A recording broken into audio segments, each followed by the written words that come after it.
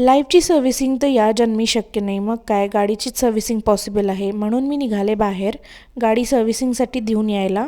आणि मी गेले गॅरेजला. येताना मी चालत येत होते.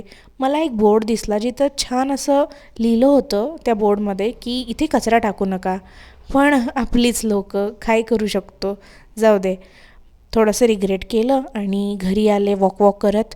मग मला आठवलं मॅगीच्या व्हिडिओसाठी मी चीज मागवलं होतं आणि अनंतला ना नुसतंच चीज खायची घाण सवय आहे आणि त्याच्यामुळं ही सवय मलासुद्धा लागली आहे. आणि मग काय, पटकन फ्रीज उघडला, फटाफट चीजवरती ताव मारला आणि खलास करून टाकलं. दुपारी अंघोळ वगैरे झाल्यावरती मस्त असं केसांना हेअर ड्रायरनी, नॉट एअर ड्रायर, हेअर ड्रायरनी उडवत होते, म्हणजेच केस वाळवत होते.